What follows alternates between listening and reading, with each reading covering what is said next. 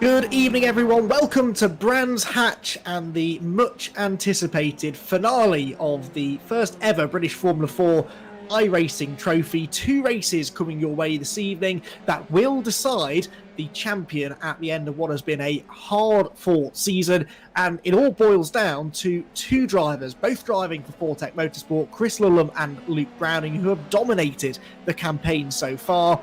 And both arrive here at Brands Hatch with a realistic chance, the pair of them actually, to claim the title. There are 14 points between them. There are countless points permutations, which we'll get into in a little while, but the main thing is that they both have the pressure well and truly on to perform and to make sure that they are the ones who win that grand prize, which is a free entry into a round of the 2020 Real World British Formula 4 Championship, fully paid for by the championship, and that is what they've all been competing for. And for these drivers, Luke Browning already confirmed to be racing in British Formula 4 this year. Chris Lulham was hoping to come back for a full campaign, having dipped his toe in the water in 2019. And for both of those drivers, therefore, the entry into a round of the 2020 championship would come in rather handy, I suspect. So they really are racing all that they can get, really, in the two races tonight. The format will be the same as ever. We have a qualifying session which is coming up imminently, and then we are into their two 20-minute races. The first one, the grid is based upon the result from qualifying. The race 2 grid, though, is that full grid reversal, and those have been the races this season which have at times tipped the championship standings on their head. And with a championship that could potentially be on the line going into that race, that is, I think, going to be the race which we really have to look forward to, and that will be a real pressure cooker environment, particularly for those two drivers going for the championship. My name is Andy McEwen, and it's been my privilege to talk you through all of the action in this British Formula 4 iRacing trophy. Alongside me here, before we dive into qualifying, is our clerk of the course, Dan Blake. Dan, good evening. I know you've been enjoying the championship just as much as I have been. It really is kind of the perfect scenario, isn't it? We really hoped it would come down to the wire between two drivers who have been almost inseparable all year long. I really have no idea which way this is going to go. Thank you very much, Andy. As I say, I think it's going to be a very interesting night of racing. It's the final one, it's the decider, and it's just where we want to be. We've got two drivers who've proven over the season that they have maybe just been that little cut above the rest, and they're going to be fighting each other for the championship. We've seen last week when we spoke to them in the interview, they're still going to work together, and it'd just be interesting to see sort of how that develops over the course of the evening, because Chris Lulham does have a clear advantage, and as you said earlier, Andy, that entry fee could be a big step towards Chris Lulham making his way onto the real life grid in 2020. But Luke Browning, very determined racer himself, and he'll be doing all he can, despite the fact he's a friend of Chris Lulham. He'll want to deny him this British F4 iRacing trophy title.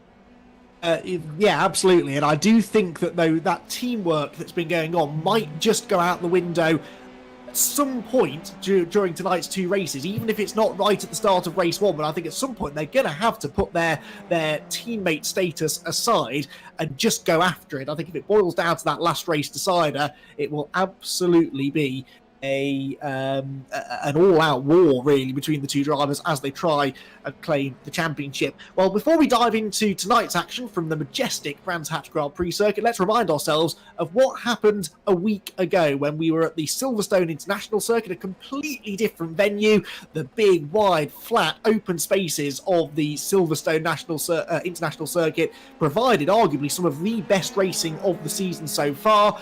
And it was Chris Lulham, the championship leader, who won the first race. It was back-to-back victories, actually, because he won the second race at Snetterton the week before and won the first race at Silverstone last time out. Luke Browning was second, though, so there was very little damage done in the points. The gap did go out between the two of them, but not by a huge amount. Marion Kramers was third, Nico Verone fourth, and Alex Connor rounded out the top 5 drivers. Now, Zach O'Sullivan was the other driver going into Silverstone who was mathematically in contention for the title, but he finished all the way down in 7th place in that first race at Silverstone, and that meant that race 2 had to be a drive for the ages. He had to get himself into the top 1 or 2 positions, realistically.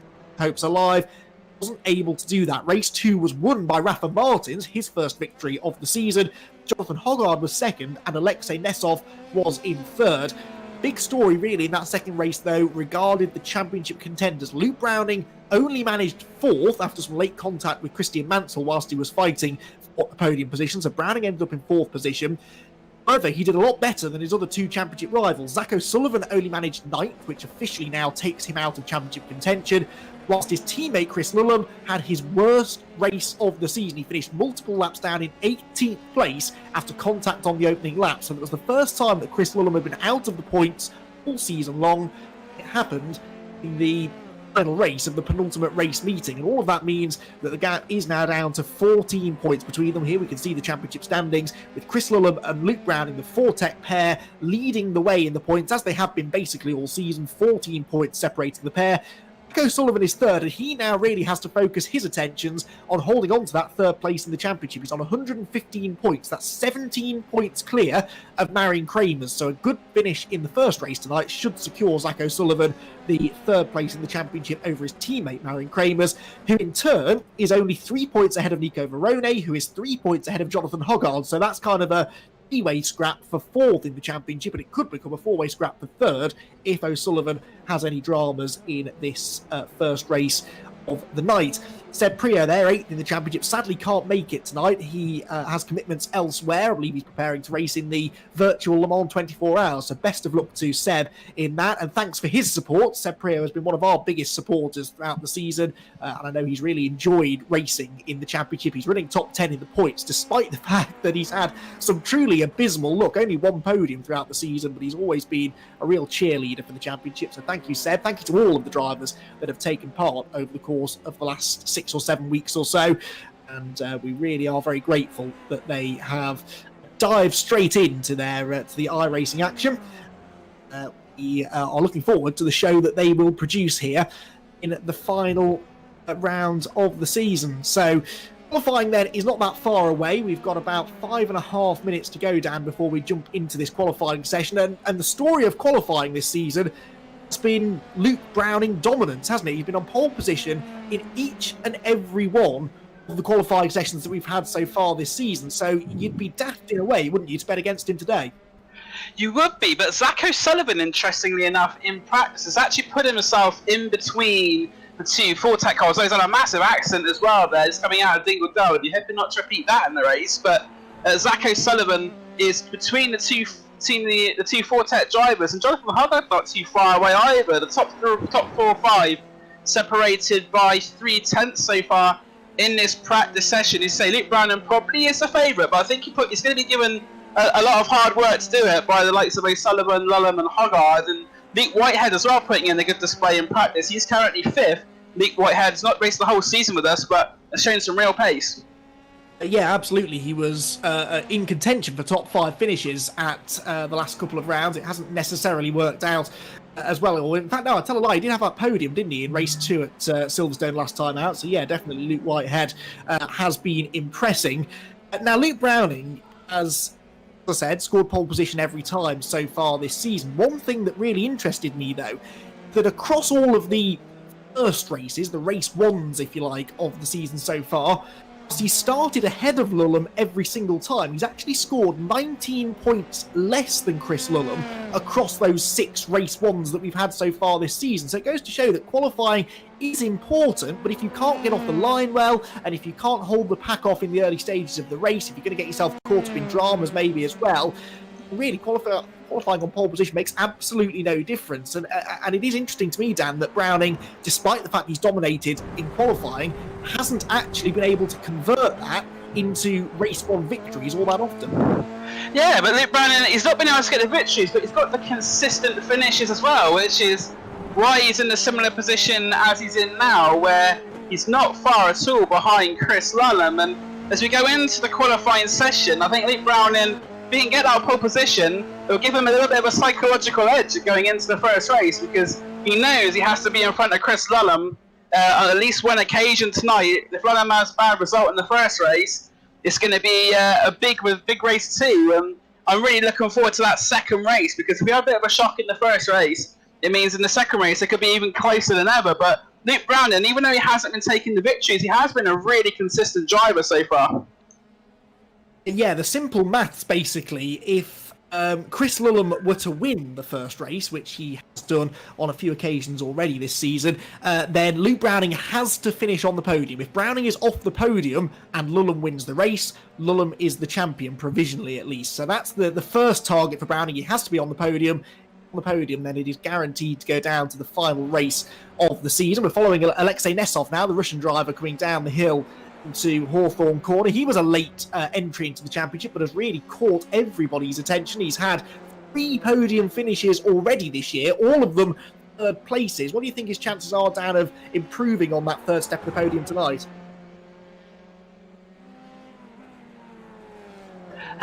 Sorry about that. We've definitely lost Dan. He's of course Dan is Andy, also I can hear you. Can you hear me? Yeah, you're cutting out, Andy. I heard half of the question, but not the rest of it. I do apologise. I was talking about Alexei Nesov and how he's had these 3 third place finishes so far this season. What do you think his chances are of improving on that third place tonight? Alexei is another one he's been there or thereabouts this season, but sometimes he's been a little bit rash. He's had a couple of penalties, but other than that, as I say, his driving has been very good in general, and he'd be looking to get first, second place. But it's just a case of seeing really what he can do. If everything falls into place for him, he's one of those drivers that, especially for him, the likes of Marion Kramers as well, could get up to the top of the championship. Marion Kramers was another driver who went to Silverstone actually in contention for the title, but didn't have the best of nights last time out, did Kramers. He had himself a podium in the first race and got 5th place in race 2, but he was that far back that was not quite enough in the end to keep him in contention. Luke Browning then we're following, the man's 2nd place in the championship here at in the British Formula 4 iRacing Trophy. Knows how important the lap times are going to be in this qualifying session, which is less than a minute away now. He is fastest in practice right now. Zach O'Sullivan 2nd, Chris Lullum 3rd. That's interesting then. Chris Lullum just under 0.2 of a second off the pace, albeit this is only a free practice session. It is a 50-minute practice session though, so generally speaking, we've seen lap times in practice have been fairly representative of who the front runners will be as we get into the business of qualifying, which is now only 10 seconds away. Dan, I know you're busy. You've got to go and officiate on tonight's proceedings. Best of luck with that. Before you go, though, I'm going to put you on the spot, as I enjoy doing. Wins the championship in about 2 hours' time? I think it's going to be Lullum, because he's got that advantage, but anything can happen in this race. There's 2 races tonight, but if Luke Browning does win the championship, he would have done it the hard way. But obviously, Chris Lullum is the favourite, and he's been driving really well this season, so I think I'm going to have to just about edge it to Lullum.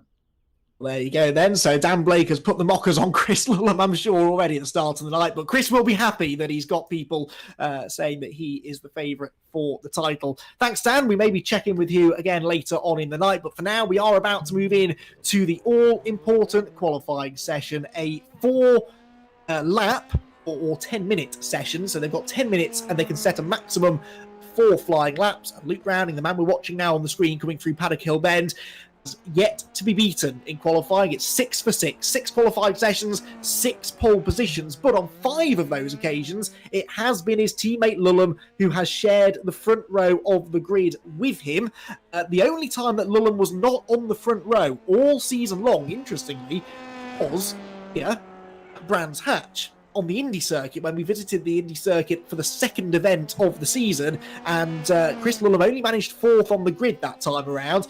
However, as I said, sort of backing up those stats that I gave you earlier on, he may have qualified 4th, but he was able to pick up a place to 3rd, and whilst Browning won the race, Lullum definitely, even at that early stage of the season, was able to limit the damage that was done. But it is kind of Browning that's arriving here with the momentum. He didn't win a race at Silverstone last time out, which was the first time for a while that he didn't manage to win a race on any given night, but he did have a 2nd in race 1 and a 4th in race 2. It was a brilliantly consistent pair of races on the Silverstone International Circuit a week ago for Luke Browning.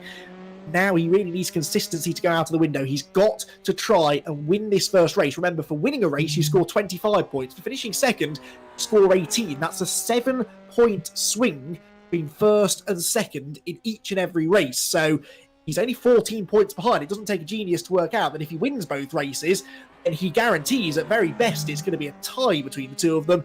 On the tiebreaker, that's where things start to get really very interesting, actually. It would be Lulham at the moment that won on a tiebreaker because they have the same amount of wins, the same amount of second place finishes, but Chris Lulham has 2 third place finishes, whilst Luke Browning does not have any. So as of now, a tiebreaker would go the way of Chris Lulham, but of course if Browning gets himself a couple of wins tonight, that all starts to change.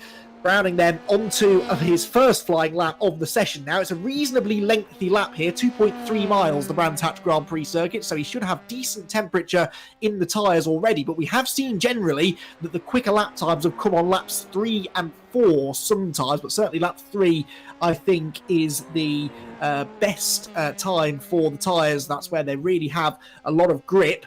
His way now down through Dingledale into Sheen Curve and into the left-hander at Surtees. And to the final corner they go then, and Luke Browning, what is the first lap time going to be? Well, a couple of others have beaten him to it. 1:18.2 for Luke Whitehead is the time to beat. I remind you, it's a lone qualifying session, so whilst we can only see one car on the track, they are all going around at the same time, but all in their own sort of individual sessions, if you see what I mean. Through went Browning and did not set a time, so that must mean that he exceeded track limits on that lap somewhere. The lap time was disallowed. Chris Lulham also running very wide there out of Graham Hill Bend, so neither of these two set a time as of yet, although Chris Lulham, I believe, is no, he's also on his second lap, so they both exceeded track limits then and had lap times disallowed on the first lap of the session. That is interesting. Jonathan Hoggard then goes to provisional pole on a 1:17.8. That's a tenth of a second quicker than Rafa Martins, who's on a bit of a roll after his race victory at Silverstone a week ago. Luke Whitehead is third, Zane Maloney fourth, and Marion Kramers in the 5th position right now. So, through the right-hander at Sheen Curve goes Chris Lulham then, and he and Luke Browning locked in combat now for the championship. If ever there was a time for Lulham to score a pole position, it would definitely be now, because he would love to start ahead of his teammate Browning. Of course, no points available for qualifying on pole position, but it's that crucial track position going into the first corner. Here we go then. Lulham comes across the line. Is this time going to register? That's the first question. The answer is yes, it does, but it's only 4th quickest, 4 tenths off Zach O'Sullivan's time, which is currently the fastest in the session. Nico Verone's gone second. Luke Whitehead goes third, which is now 4th, because Luke Browning goes to pole position. Rafa Martins jumps back onto the front row with him as well, so it's Browning from Martins, the top 2, and that puts Chris Lulham down in 7th position. Lulham really needs to try and regroup on this next lap. Back with Luke Browning now, then heading out of Graham Hill Bend. This is the man that is on provisional pole position. It would be a real achievement if he could qualify on pole in each of the 7 qualifying sessions we've had this season. That is the sort of dominance that you very rarely see, even in virtual racing. And Luke Browning on the verge of doing it. He's got a 2/10 of a second cushion right now over Rafa Martins. Hoggard, O'Sullivan, Verone still rounding out the top 5. Chris Lulham is 7th, 8/10 of a second slower.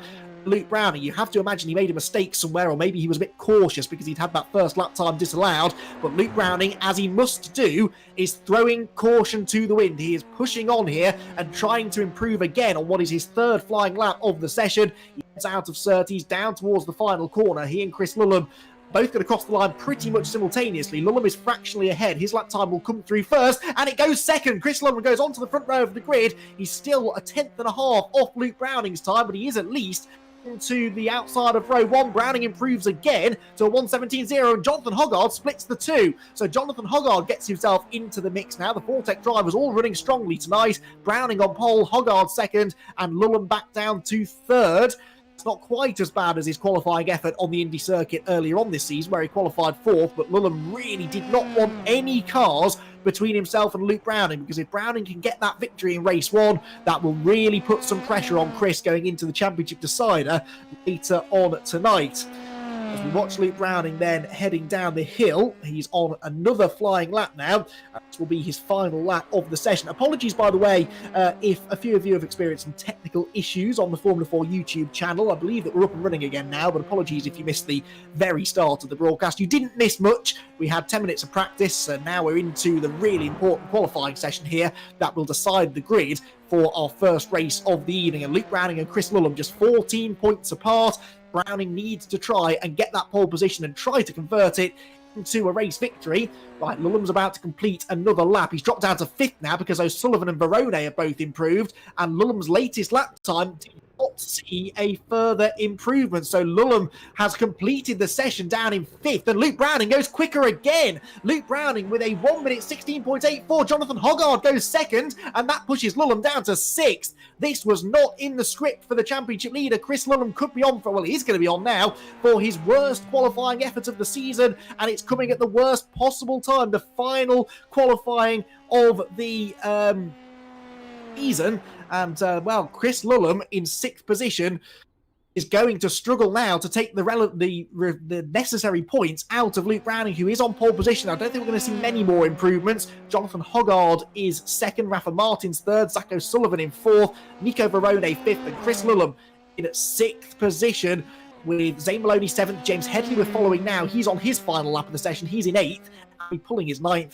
Luke Whitehead in 10th position.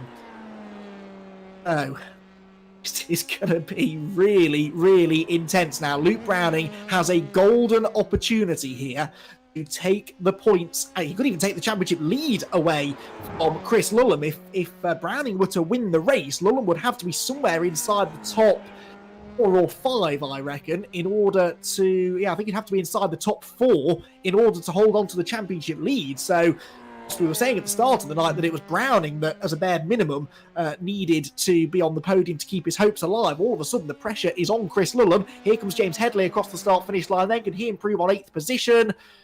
This final lap of the session, the answer appears to be no. So James Headley completes. Abby Pulling is also, I think, now at the end of her session. Yes, she's completed all 4 laps. She's backing off. So there we are. We have our grid, and Luke Browning is the man who has got the pole position. He completes his run of 100% qualifying record on pole position. Been beaten all season long. Alexei Nesov here is still going. Now, he hasn't actually registered a lap time yet, but this is his 5th lap of the session, so I'm not quite sure how this is all going to work out. It might be that this is his final flying lap of the session, but he's clearly been exceeding track limits along the way. Alexei Nesov, the Russian driver, 3 podium finishes to his name so far this season. Is now coming down into the final corner, and he will officially be the last driver to complete the session. Once he's done so, and once the final 30 seconds or so elapse, we'll be able to give you a full rundown of that grid. Where does Nesov slip into it? He crosses the line, and does he finally register a lap time? I don't think he does, you know. So Alexei Nesov, that last lap I don't think was counted. So Nesov ends up starting at the back of the grid alongside Christian Mansell, right at the tail end of the field. So a couple of drivers there that really ought to be a bit further towards the sharp end, and they'll definitely be looking to try and gain some ground at the start. And that was not really how I expected this to go. Abby Pulling here, you can see, just doing a bit of a practice start. Of course, that's the next phase of this for Luke Browning. He's got to get a good start and try and just run away with it out front, basically. That will be said than done. Look at the grid then. Luke Browning and Jonathan Hoggard sharing row 1. So it is an all Fortec front row, but not necessarily the second Fortec driver you might have expected. Rafa Martins is 3rd. He's got Zach O'Sullivan for company on row 2. Nico Verone and Chris Lulham on row 3. So Lulham will be 6th on the grid. His worst qualifying effort of the season, as to try and do some overtaking here, but he's right in the thick of the action there going into Paddock Hill Bend. Zane Maloney and James Headley are on the 4th row, Abby Pulling and Luke Whitehead on row 5 to round out the top 10. Then Marion Kramers and Nathan de Villiers, Alex Connor and Fred Lubin. Then Nico Pino, Christian Mansell and Alexei Nesov at the back of the grid. But then your bets, everybody, because this is setting up to be an absolutely thrilling finale to the British Formula 4 iRacing Trophy. Luke Browning, 14 points adrift of Chris Lulham, but he's 6th places ahead of him on the grid. So the white cars with the red noses are the Fortec cars.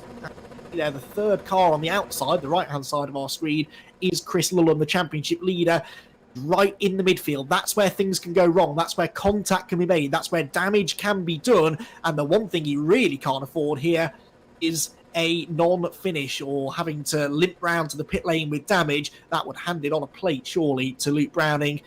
if he can get off the line well. Remember, Luke Browning uses a foot clutch, whereas lots of other drivers use hand clutches. That could be a disadvantage. Let's see what happens then. 20 minutes of action around the Brands Hatch Grand Prix circuit about to get underway. Luke Browning and Jonathan Hoggard, the two Fortec drivers on row one. The lights go out, away they go. The penultimate round of the championship bursts into life, and Luke Browning is away perfectly. Gets the lead into turn number one. Hoggard follows him in second, and Rafa Martin's third. They're in grid order then for the top three. Chris Lullum is still in sixth position. He's looking to the outside line. Into Drew is trying to go around the outside of the Carlin driver, Zach O'Sullivan, and running wide in front of them, Nico Verone as well. That gives one position to Lullum, or maybe is he into fifth? Yes, he is. Verone leaves him room. Oh no! Sideways in front of him. That is Zach O'Sullivan who goes around, and Chris Lullum is involved in contact. That's exactly what we feared could happen. There's not too much damage done to the front of the car. The safety car's being thrown as well, but that was always the risk with Lullum starting in the middle of the pack. It's so easy to get caught up in someone else's accident, and that is what happened. Zach O'Sullivan got sideways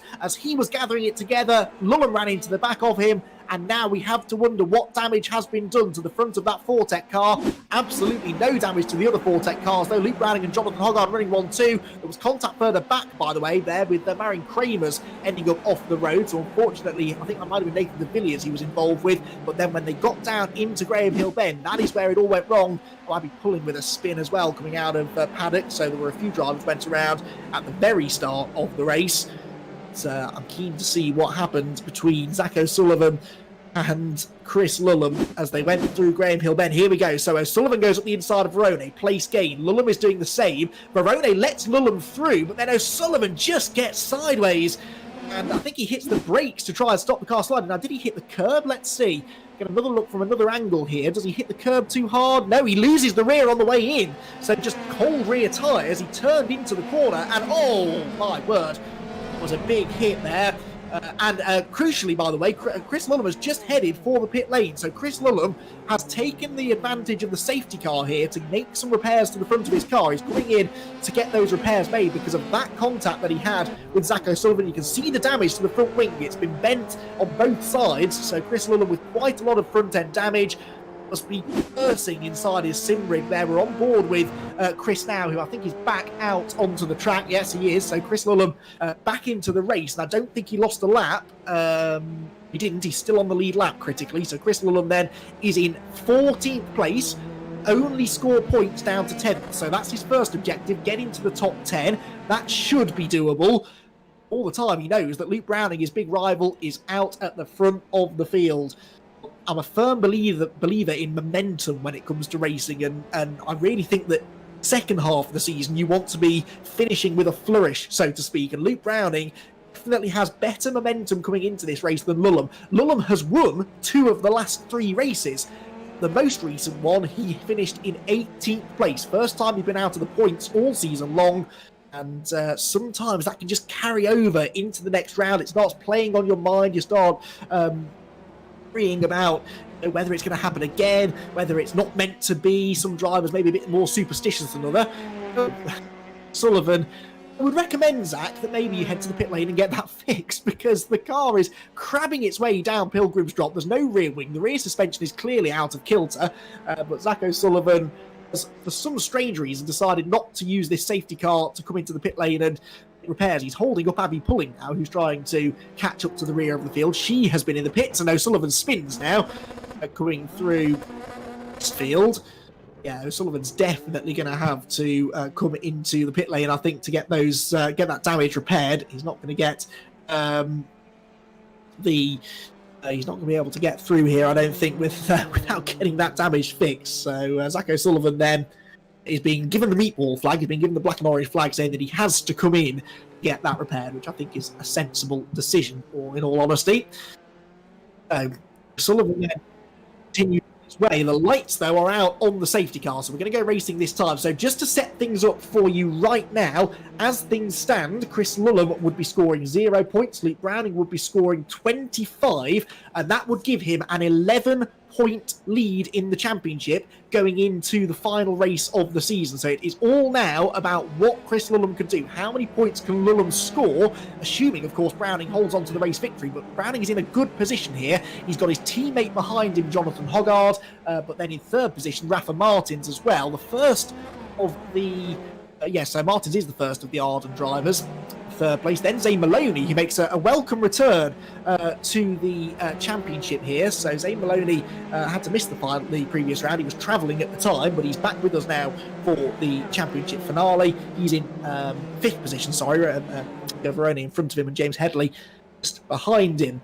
An interesting little caveat to this, as has just been pointed out to me by Damien Meaden, is that this looks bad for Chris Lullum because he's all the way down in 14th place with his championship rival leading and set to take the championship lead away from him. But remember, race 2 is a full reversed grid, so everyone that completes 75% race distance and is still running at the flag, which again we have to assume Lullum probably will be, gets reversed. So if you finish, say, 14th place, be on pole position for race number 2. So it's not all doom and gloom here for Lullum.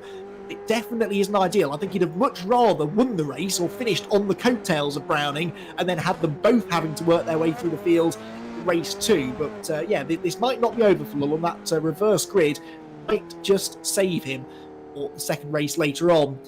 Enough speculation though, let's get back to racing here. We are about a quarter of the way, just past a quarter of the way through the race, and Luke Browning is bunching them all up ready for a restart. His teammate Jonathan Hoggard behind. Now I wonder if the two Fortec teammates will play any games here. Will Hoggard try and back up the rest of the field, give Browning a bit of a margin, or does he accelerate with him? Browning goes, and no, Hoggard goes pretty much straight after as well, so it's a fair restart. Not a good restart for Martins in third though. They're stacking up behind him already. Nico Verona goes to the outside for third. Zane Maloney's in it as well, and they go 3 wide almost into Paddock Hill Bend. That surely won't work. There's almost contact there. Maloney's up the inside of Verone there, but I think that all... No, there have been changes then, so Maloney goes into third place, Verone fourth, and Rafa Martins has, I think, got into the gravel, so there was contact there, I believe, possibly between Rafa Martins and Zane Maloney. We'll pull up a replay in a moment if we can, as they come back out of Graham Hill and straight into Surtees. Zane Maloney into third, but how did he do it? Was there contact? Rafa Martins has had to go into the pit lane for repairs, so he's going to be there for a while. Here is the replay. He goes to the inside,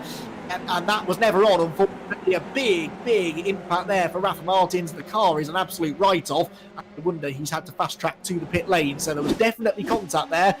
Was it netcode? Let's see. No, there was contact. He hit that bump, didn't he? And it's very difficult to brake into Paddock Hill Bend because just as you hit the brakes, there's a big bump right the way across the width of the road. It unsettled Maloney's car and he went straight into the back of Rafa Martins, so sadly no repeat victory for Rafa, but of course he might be able to get back out there and start at the front for race number 2.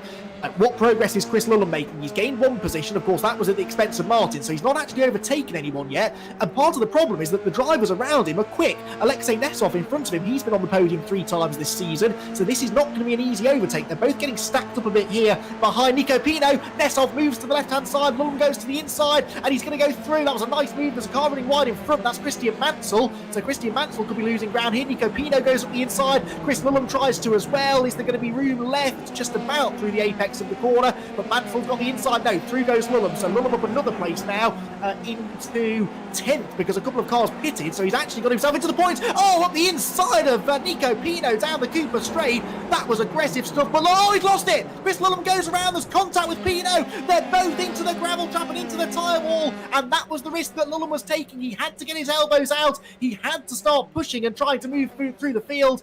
But there's always the risk that you go for an aggressive move and it does not work, and that was the end result. He rejoins and he's back down to 15th now. It looks like, I can't tell if he lost the rear himself or whether there was maybe some netcode contact there between the two of them. I'd like to see that again, actually, if possible, because Lullum loses the rear of the car going into the corner. Here it is, look, so he goes up the inside of Pino, 2 wheels on the grass down the Cooper straight. He'll have dirt on his tyres from that. It's really impossible to tell whether he lost it on his own or whether maybe there was a bit of a netcode issue there with Pino. I'm sure that Dan Blake, our clerk of the course, will be watching on with interest. He'll be investigating that. But Chris Lullum now, is he going to have to pit again? Surely he will. Much point in him touring around there with a damaged car. If he pits and finishes last, at least he'll start on pole on the second race later on. He's limping through the final corner, and is he heading for the pit lane? Yes, he is. So Chris Lullum, for the second time in this race, is in the pit lane with damage. This time after contact there, or possible contact after a spin, and then contact with Nico Pino, who's also in the pits. Luke Whitehead is in too, so they're starting to drop like flies here. This is reminding me a bit like of the first visit to Brands Hatch on the Indy circuit earlier on this season, where again we had quite a high retirement rate. Has been given some fast repairs to use, though, so since he was able to get back to the pit lane under his own steam, he's able to use a fast repair and get back out there without losing a lap. So should we get another safety car, we'll be right back into it. Browning, though, is continuing serenely on his way. He leads the field through Surtees corner. He's a second clear of Jonathan Hoggard, who is a further second ahead of Zane Maloney. So Luke Browning definitely has a healthy buffer here over his nearest rivals. Verone is fourth and has just set the fastest lap of the race, with James Headley rounding out the top five. They come through Clearways and Clark Curve once again, and they go on to the sixth lap of the race. Luke Browning on course for 25 championship points. Here's the fight going on for fifth place. Meanwhile, James Headley just ahead of Alex Connor. Alex Connor ran really well here on the first visit that we had to Brands Hatch, but unfortunately had some late contact, I believe, with Zane Maloney at Paddock Hill Bend. I seem to recall it being a similar incident to the one Maloney's just been involved with going into Paddock a lap or so ago. So Alex Connor, well familiar with that. He did get one of two top five finishes, though, in that the second race at Brands Hatch earlier this season. He got another fifth place finish at Silverstone last time out. So Alex Connor has definitely been coming on stronger. There's Zane Maloney, meanwhile, just ahead of Nico Verone. Verone, a race winner earlier on at Brands Hatch as well. He won the reverse grid race here on the Indy circuit a few weeks ago. So Nico Verone also been competing in the British Formula 3 esports championship as well, to great success. Finding it a bit harder here, though, in the Formula 4 championship. He's not been a pace setter, that's for sure, although he's been one of the top five quickest drivers realistically at every round so far, and he's cruising in now on the possibly wounded Zane Maloney, although I can't see much damage, if any, in front of Zane Maloney's car. Sullivan has just headed to the pit lane, I can see on the timing screens. He's been off the road, I believe, and Graham Sesford has found us a replay to explain what happened to Zach O'Sullivan. Here we're going to see it's out the back of the circuit, and Zach, unfortunately, just losing it on his own. So Zach O'Sullivan losing it on his own, and lots of damage done, so he's had to head for the pit lane as well, which is a shame. So Zach O'Sullivan not out of the race, although he's not yet rejoined. The deal is that if you fast track back to the pit lane, so if you press a button that sends you straight back to the pits regardless of where it is you've had the accident, then you're not eligible to use the fast repair. But if you limp back around with the damage and drive into the pit lane under your own steam, then you can. Verone in there with a really late lunge up the inside of Zane Maloney. This is the fight for a spot on the podium here between Maloney and Verone. Verone's had two podiums, one of which was that win at Brands Hatch. The other one was a second place finish in the reverse grid race at Alton Park. Zane Maloney finally got his first podium in the second race at Silverstone. So they've both had podiums. Maloney looking for his second, though. He won't want to give away this third position without a fight. Verone is about 2 seconds clear of James Headley and Alex Connor, who are still locked in combat for fifth position as well. So it's the line we go once again then. The fight for third spot is the battle right now, really. The top two seem fairly secure where they are. I don't think Hoggard is going to push too hard to chase after Luke Browning anyway, because they are Fortec teammates. Fortec definitely looking good for the teams championship as well. We were awaiting official confirmation coming into this final round of whether or not Fortec had won the teams championship. It all kind of depended how many Carlin drivers turned up, but I'm pretty sure that they are looking very good indeed for the championship as far as the teams championship's concerned. Here is a Carlin driver, Marion Kramer's trying to go around the outside of the Arden machine of Fred Lubin. This is for 7th place, and they are millimetres apart coming out of Surtees, not even inches separating them there. But Marion Kramer's forces the issue, holds the inside line now for Hawthorne corner. The corner you want to be stuck on the outside for, but Fred Lubin, oh, there we go, there's contact. Lubin off heavily into the barriers, and well, you could kind of see that coming, really, couldn't you? Haven't even finished saying that you don't want to go around the outside there. Here's the replay. Hard to tell from this angle who moves on who, but there's definitely contact. Lubin is the one that ends up nerved into the barriers at very, very high speed. So the Arden driver, here we go. Well, in fairness, looks as though he leaves room there, but it's very difficult to run side by side through that corner. Fred Lubin, sadly, ends his penultimate race of the season in the tyre wall. Back to Luke Browning then, race leader, turns his way through Druid's corner. This he's just at the fastest lap actually, 1 minute 16.81. It's the fastest lap of the race. No bonus points for fastest lap though, but he's just sort of promoting now, and he's in a rhythm clearly. This fight for third though is further intensifying now. Verone might have a go here on the brakes into Surtees. He does have a go. Maloney saw him coming and swooped down the outside instead. He gives up some time on the entry to the corner. There's more momentum off the turn. Verone then is going to try and get back in that slipstream into Hawthorne. He had a look down here a lap ago. Maloney sees it coming again, moves to the inside, and Nico Verone sensibly chooses not to go around the outside. Instead, he focuses on the exit speed again, gets up the inside into Westfield and moves into third place. Runs a bit wide on the exit though. Maloney might try and fight back, but he can't get there. So Nico Verone is back into a podium place, and that knocks Maloney down to fourth. The other effect this has had is that it's brought James Headley onto their tail. Headley is only half a second behind right now, so James Headley catching these two as a result of their battling. He's stretched the gap to Alex Connor now to about a second, so Connor not quite able to live with the pace of James Headley, who's on for one of his better results of the season so far. He's running in 5th position so far as James. And yeah, he's not had a top 5 all season. In fact, he's only scored points in 2 races, and they were a pair of 7th place finishes earlier on in the season. There is Chris Lulham then. He is running down in 11th. So, of course, the other thing that could happen here is that if other people have issues, he could end up getting into the points anyway, because he's running in 11th. He's 11 seconds behind Abby Pulling. If one more driver within the top 10 goes off the road and has to pit, though, he well be able to get himself into the points anyway, and even 1 or 2 points here could make all the difference. He's clearly pushing on, so he's not just settling for 11th here and thinking about the grid positions for race 2. He's pushing hard to try and catch Abby Pulling, but he's not really catching her all that rapidly just now. In front of him, I think, is Luke Whitehead, who is a few laps down after a pit lane visit earlier on, so he is not the position, the black car you can see in the distance.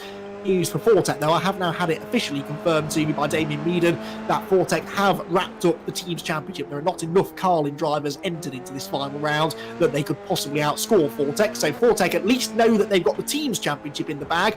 That might just free up their 2 drivers to really race each other now as well for the championship, because they have been working so well together as a team all season. And with the team's championship sorted, well, no reason now really not to let them race and try and fight out the championship between them. And the irony is really that it's unlikely to be decided by a wheel-to-wheel battle in the 2, really, because they are topping and tailing the field right now, and they're likely to do so again for race number 2.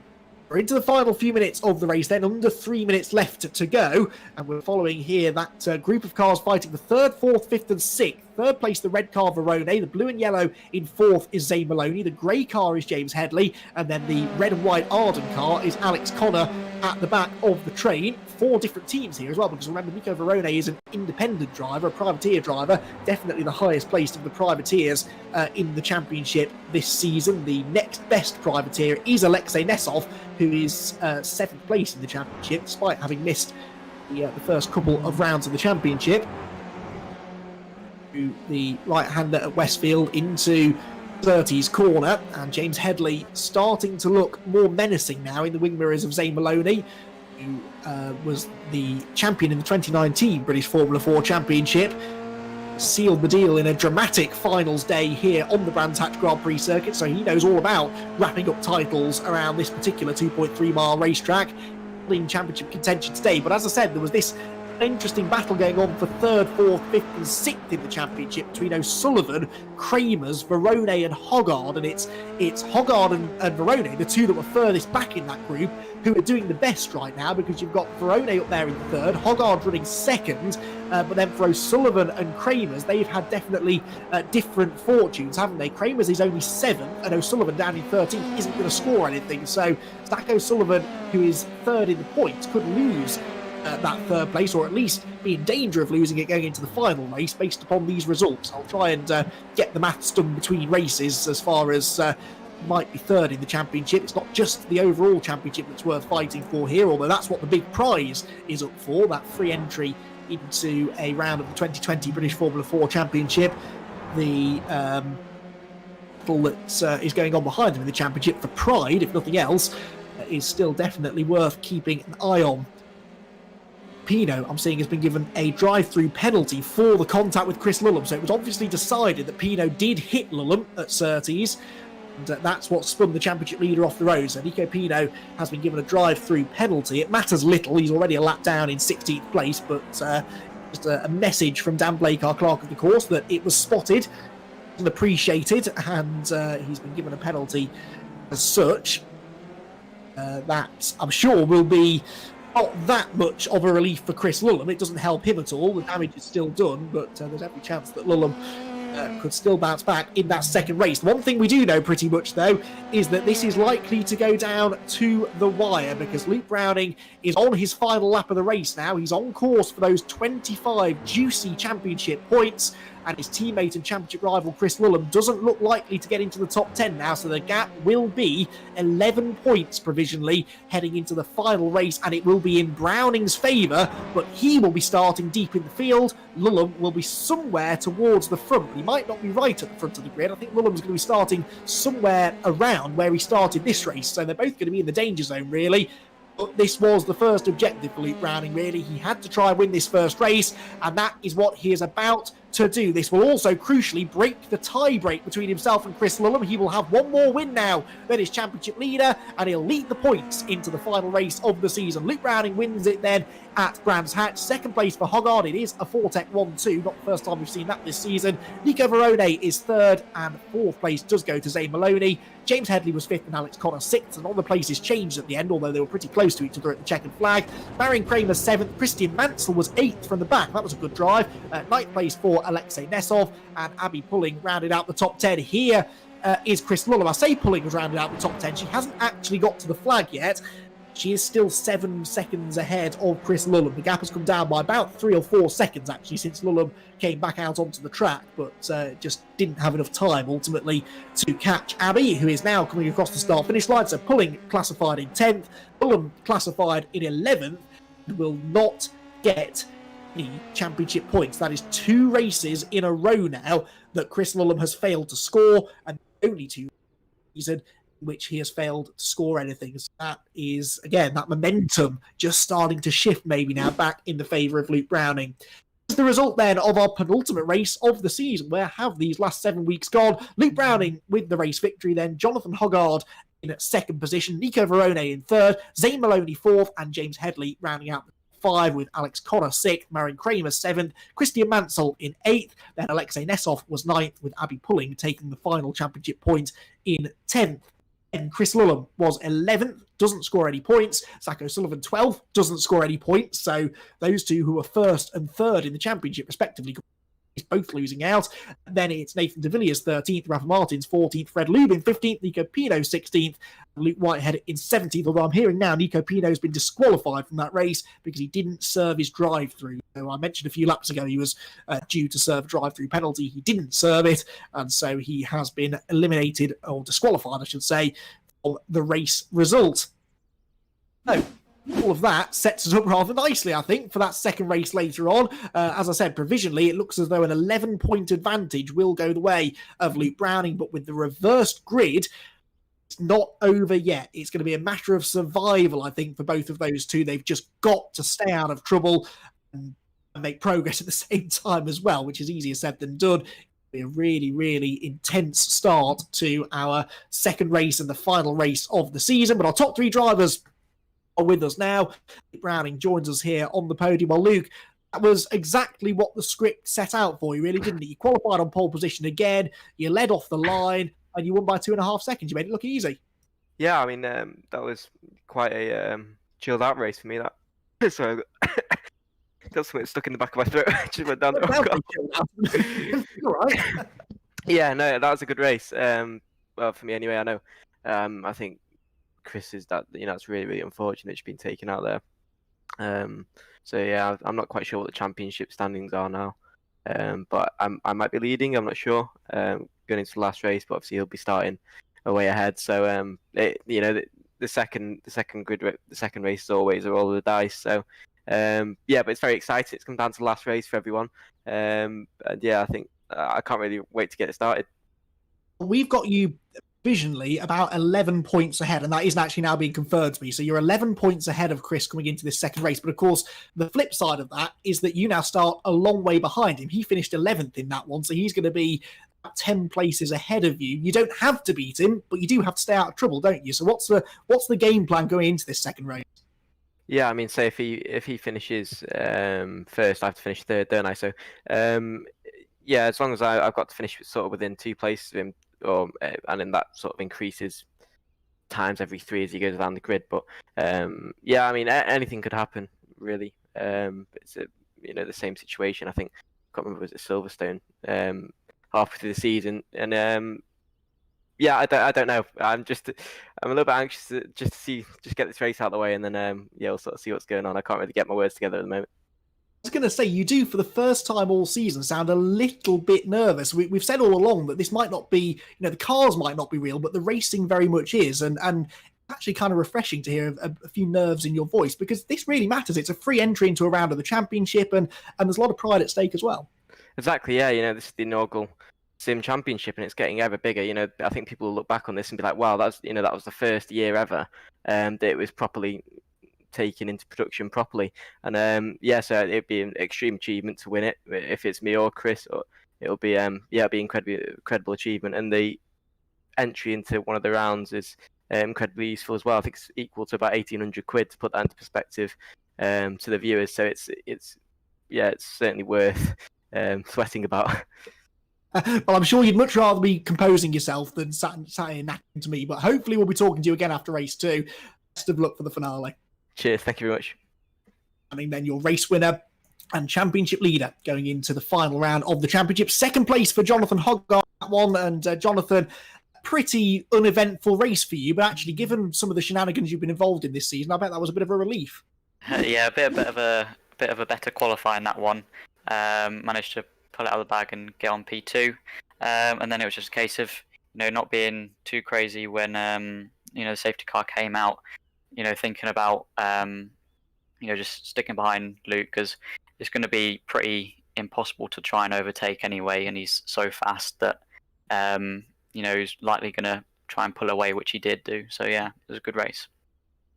You're right in the thick of this battle for kind of third and fourth in the championship, and you came out by far the best in that. I haven't done the maths yet, but is that at all on your mind going into race 2, or are you just kind of there to help your teammates? They're both, of course, still fighting for this championship.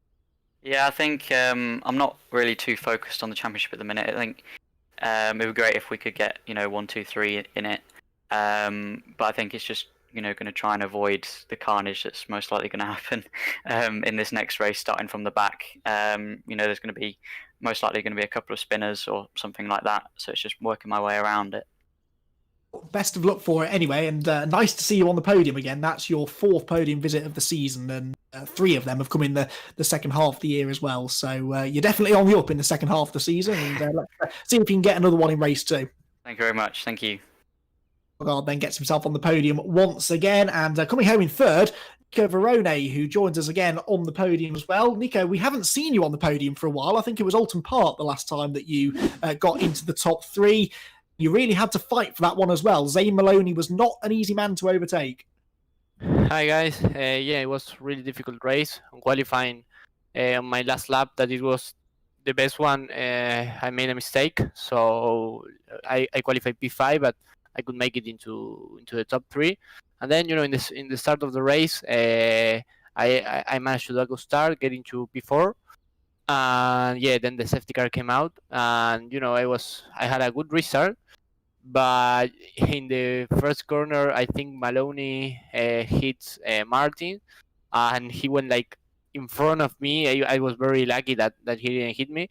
So Maloney went into 3rd, and I was 4th. And in Brand's really difficult to overtake, so I prepared the overtake like 3 corners or 4 before. So yeah, it was a really nice move. I'm really happy about that, and managed to take P3. And you're right in the thick of the fight now as well for 3rd in the championship. I think you're only about 5 points behind Zach O'Sullivan. You're tied on points with Jonathan Hogarth. So I guess that's the challenge now, isn't it, to try and break into the top 3 in the points in this final race? Yeah, so obviously it is the maximum that we could achieve, P3 in the championship. So I hope we have a good race, a clean race, and we can fight for P3. The Fortec boys are 1-2, and they were really fast through the championship, so it's impossible to catch them. Mathematically, it's impossible, but P3 is still a good result, so we are going for that. Excellent. Well, best of luck for race number 2, and maybe we'll be speaking to you again later on tonight. Thank guys. Hope so. Cheers. Look then, Nico Verone, and the final person we want to talk to, Chris Lulham wasn't on the podium, unfortunately. In fact, he was out of the points, second race in a row. But Chris, thank you for taking some time to come and have a chat with us. That didn't go to plan. That much is obvious. But all you can do now, I suppose, is just brush that off. You're going to be starting ahead of Luke for race 2. Not over yet, is it? No, it's not over yet, but I'll see what I can do. I really just got involved in two collisions that I out of my control, and that happened. So I'll see what I can bring back in the next race. First one in particular was really unfortunate, wasn't it? It looked to us like Zach just lost it in front of you, and there's nowhere to go. You've got to have lightning quick reactions, and there was just no chance to avoid him. Yeah, Zach lost the car going into the corner, and he locked up the brakes to try and stop the car from spinning around. But obviously, I was following right on his back, on his gearbox, and I had nowhere to go at the moment at that time. But the safety car got me back in the race. But then again, involved in another incident that was completely out of my control. It's unfortunate, and it's not the way that we wanted to see the championship decided, and it's not decided yet. That's the key thing here. You've got to try and win the race, I guess. If you can win the race, then that forces Luke to get on the podium. If he can't get on the podium, then you could still steal it from him. So what's the sort of mindset coming into this second race? We just spoke to Luke. He's a little bit apprehensive about it all. Are you a bit more relaxed now that you've got nothing to lose? I wouldn't say more relaxed, no. It's just I'll see where I can do. I don't actually know where I'm starting. I think around P5, but that'll definitely give me the advantage over him. But I think I have a good chance at a top 3 if nothing goes wrong. Well, there you go then. That's the target. Best of luck, mate. It's been fascinating watching you two all season. We're all very glad that it's come down to the final race. I'm sure you're not, but go out there, put on a show, and best of luck. Thank you. Lulham there then losing the championship lead, but it's not over yet. He will be 11 points behind his teammate Browning with 25 still available. We will have all of the build-up for our final race of the season just a few minutes time here on Year One Racing TV. It's been a fascinating season. It all boils down to this: 20 minutes of racing around the Brands Hatch Grand Prix circuit. Don't go anywhere. Race 2 coming up very shortly.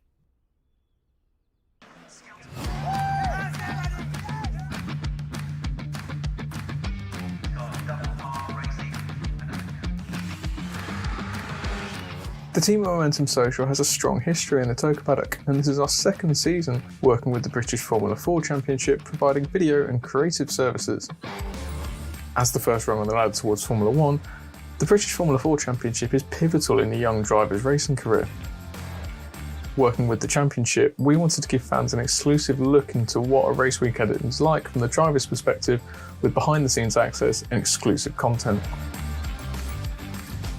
Now in collaboration with Year One TV and Jacob Ebury Photography, we're helping to bring you the British Formula 4 iRacing Trophy, which has already seen some great racing so far this season. Can't wait to see you at the next one.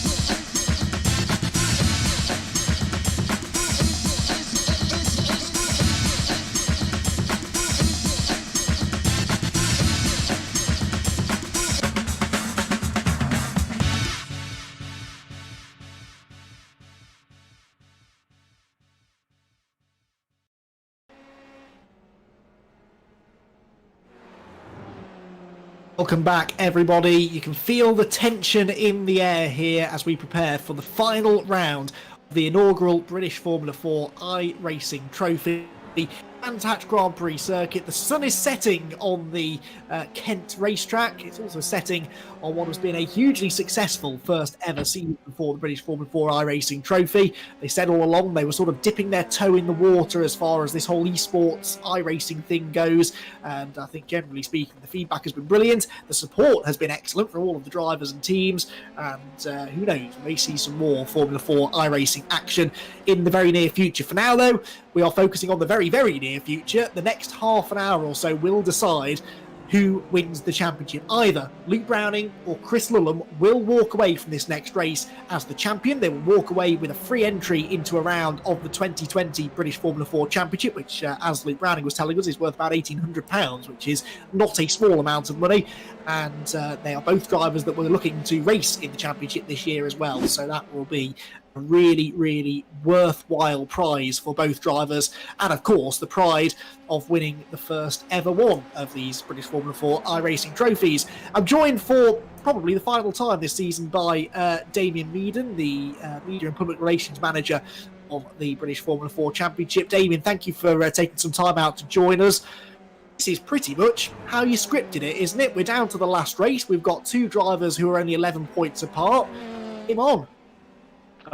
Andy, first of all, good evening, and I've not quite recovered from that race yet, but no, that's better than we could have scripted it, I think, and it's exactly the same as the Real World Series. You think you have an idea of what's going to happen, and then the script just gets completely torn up and thrown out the window. I mean, but first of all, who would have predicted that we wouldn't have a Fortec front row lockout, because that's what we've had at virtually every round so far.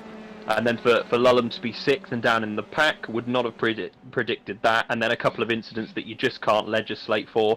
Luke Browning does everything he needs to do and wins the race, and suddenly this has been completely turned on its head. He's gone from 14 behind to 11 in front with one race to go.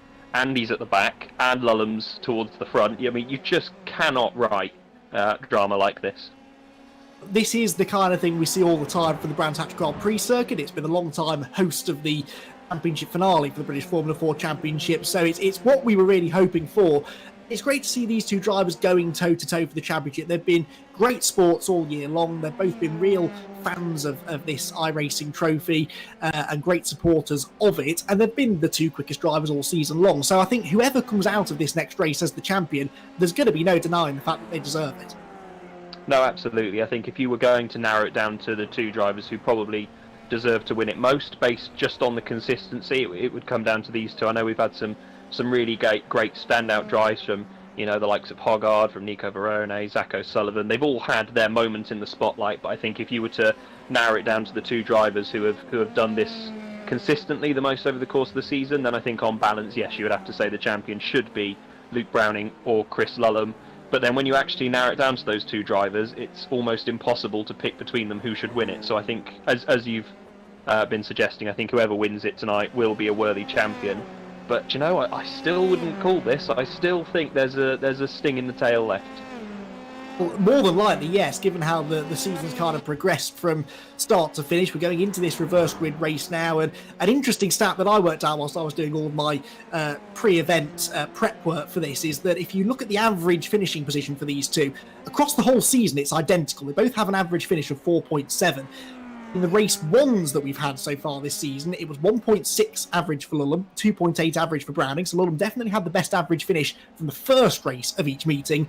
Race 2, though, Browning has the edge, an average of 6.3, an average of 7.8 for Lulham, but they've both had 3 reverse grid races where they failed to make the top 5. So all of that information, it really is almost impossible to predict which of them is going to come out on top. The advantage possibly with Lulham based on his grid position, but yeah, it's going to be really, really intense final 20 minutes of action, exactly how we wanted this all to wrap up. It's been a great season, hasn't it, David? And as I was saying before you came on board, came into the commentary box, it's been really generating a lot of interest, a lot of positive reaction as well. From the championship's point of view, what's been your sort of takeaway from this toe in the water that you've made here into the world of esports?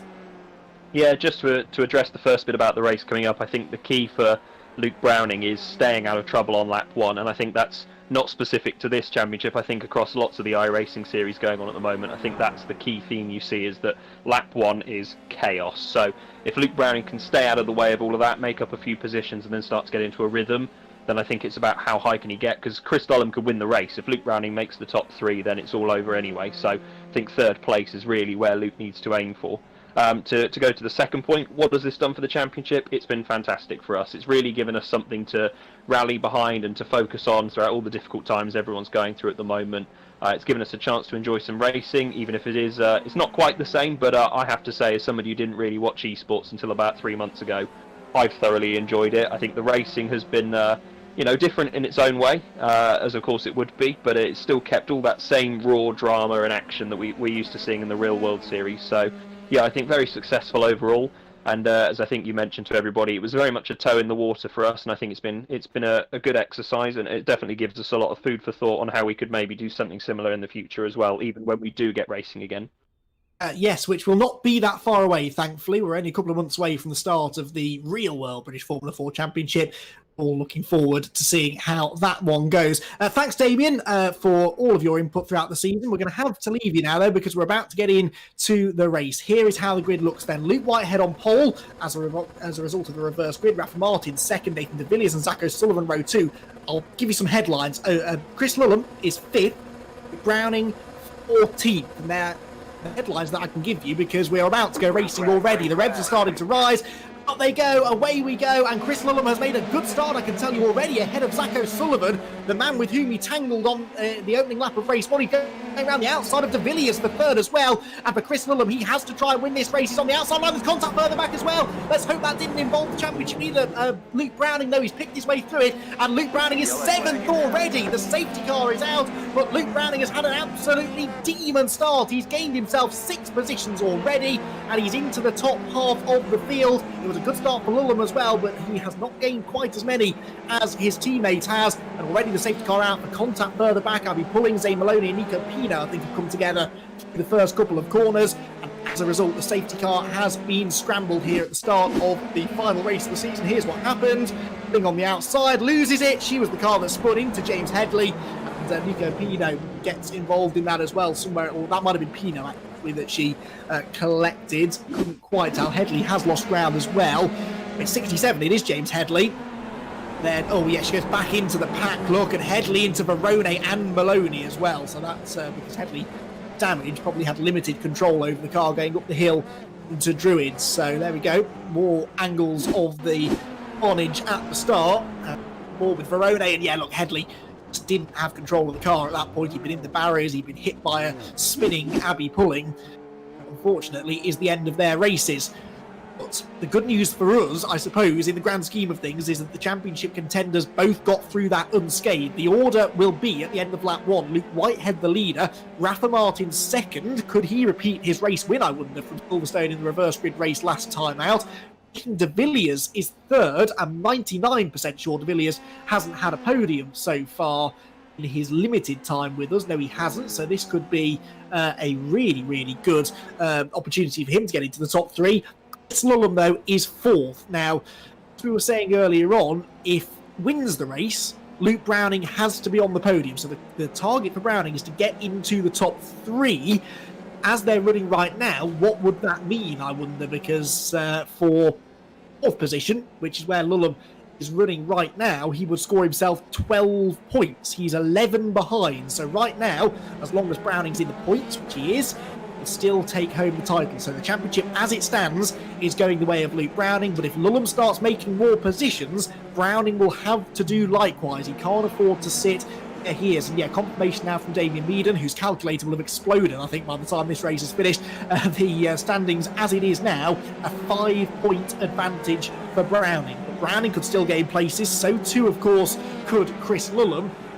Good news as well, from my point of view, as a pure neutral in all of this, is there are no teammates involved here. Between Lullum and Browning, there are no other Fortec drivers. There's a Fortec driver in the shape of Jonathan Hoggard behind Luke Browning, but there are no teammates that could start being places away. There are no teammates that might start holding other people up deliberately. This is going to be a flat-out race between the two, and the battle is well and truly going to be on here between these two. They both have to start overtaking people. Lulham more urgently maybe than Browning. Browning's first target will be the Carlin pair of Marion Kramers and Christian Mansell. Christian Mansell, remember, had a bit of a tangle with Browning at Silverstone a week ago, so I'm sure those two will be wary of each other when they find themselves together on track.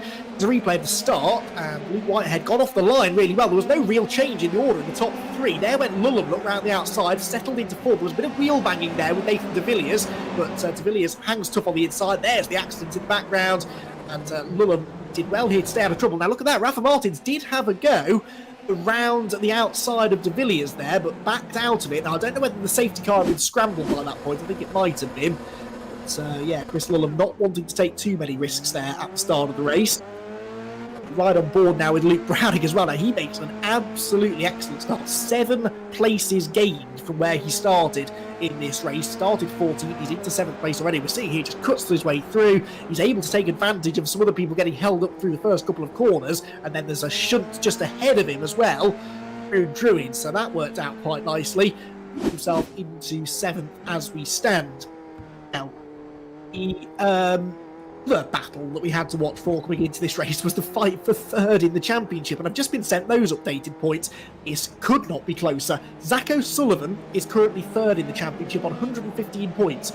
1 point ahead of 49 and 31 have wave rounds on 112 and Verone on 110. So there are 5 points covering O'Sullivan, Guard, Kramers and Verone at 4th, 5th and 6th in the championship. Now, Zach O'Sullivan is currently running 11th, so he and Nico Verone, who is 12th, they're the two that are most likely to please allow car 49 to take the wave around. As for the others, Jonathan Hoggard, of course, is running in 8th place, and Marion Kramers is 6th. So Kramers and Hoggard are the order than the others. Yeah, the other two definitely looking to try and get themselves into the points first of all. O'Sullivan and Verone to try and make sure that the yeah, I can hear you. I'm monitoring the third place in the championship. So we're hearing in the background, not supposed to be, but it's an interesting insight anyway to what goes on in the clerk of the course's office, because Dan Blake is trying to get everyone who is due a wave around. Basically, the cars that are a lap down, he's trying to wave them past the safety car to back on the lead lap. Zane Maloney and Abby Pulling have both just been wave rounds to get back onto the lead lap, but I think we're ready to go racing this time. The lights, I believe, are out on the safety car. About just under 3/4 of the race still to go. Are about to get back to racing conditions. So Luke Whitehead, the race leader, Rafa Martins 2nd, Nathan de Villiers is 3rd, and then Chris Lulham, who really needs to try and win this race. Given the progress that Browning's made already, a race win is absolutely necessary here. Lights go out, away they go, and Luke Whitehead gets into Paddock Hill Bend with a healthy cushion, nearly half a second clear of Rafa Martins already. Real battle is the one for 3rd. Nathan de Villiers versus Chris Lulham, and de Villiers runs a bit wide there, coming out of Paddock Hill Bend, and Lulham dives to the inside into Druid's corner. That was a really committed lunge, but he was just a bit too far back to make it stick.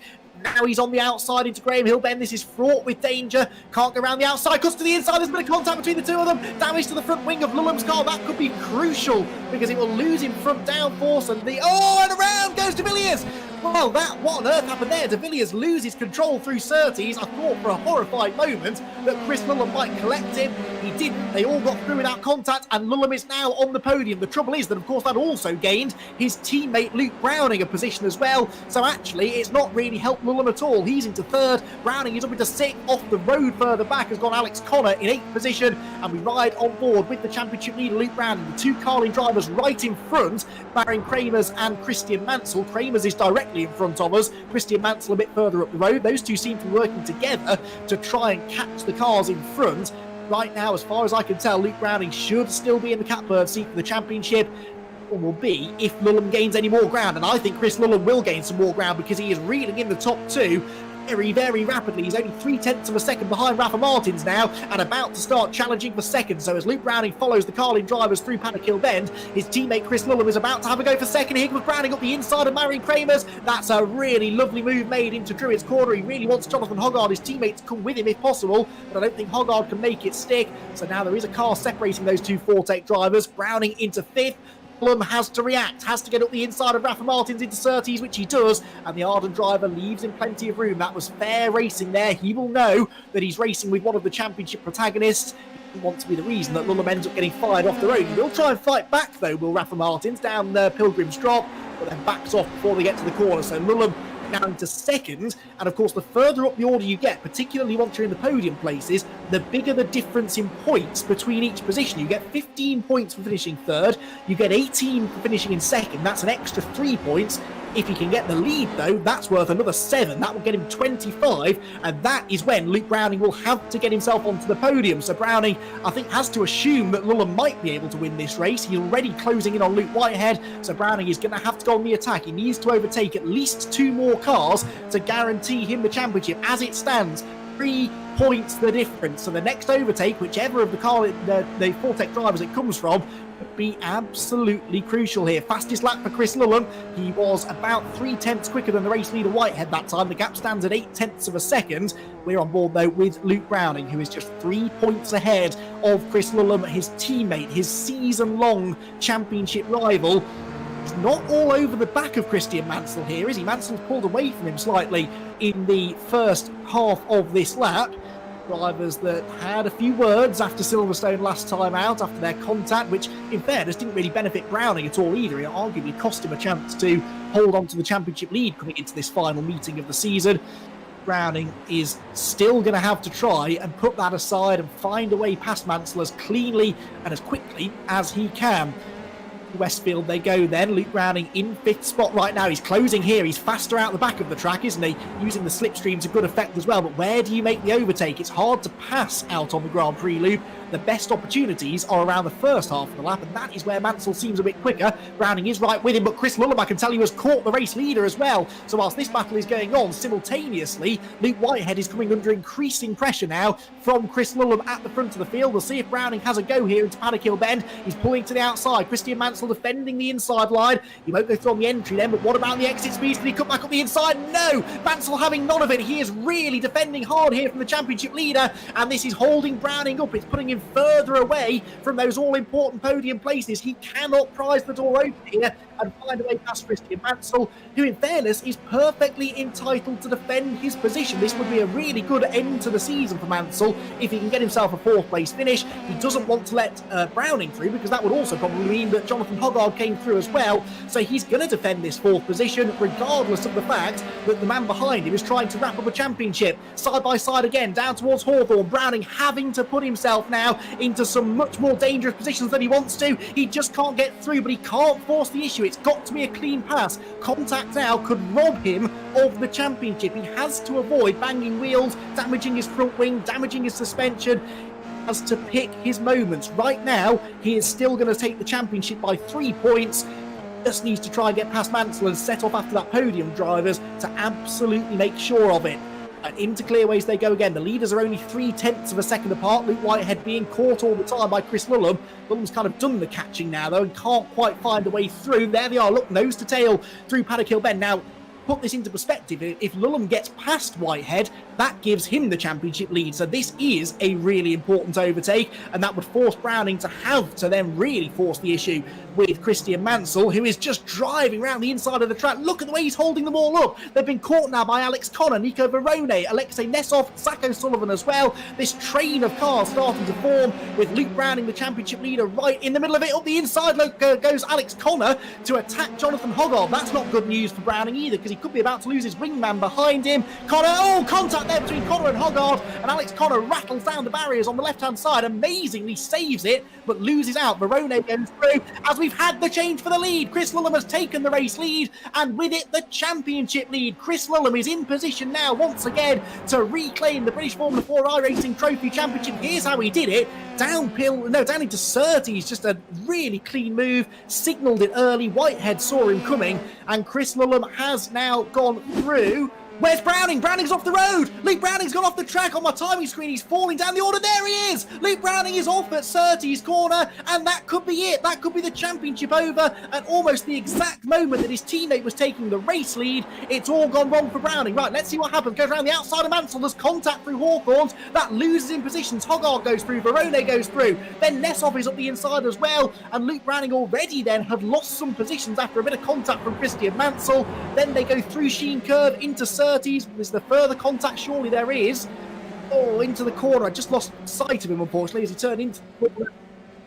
There was contact with Zach O'Sullivan, I believe. So Zach O'Sullivan, who has come through all of that to take 4th position, because there's been a further shake-up somewhere. I think there's been some more carnage whilst we were watching that, because Zach O'Sullivan worked his way down to 4th. Alex Connor's off the track, and Browning is in the pit lane. Luke Browning in the pit lane, and that, I fear, is his championship done, because Chris Lullum has done the hard work. He's got himself into the lead of the race, and he's pulling away now, 1.2 seconds clear of Luke Whitehead.